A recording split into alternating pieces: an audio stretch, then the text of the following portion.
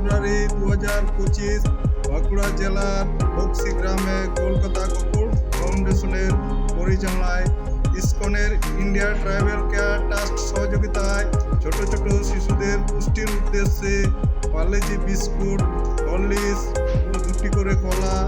আঙুর প্রত্যেকটি শিশুর হাতে তুলে দেওয়া হচ্ছে।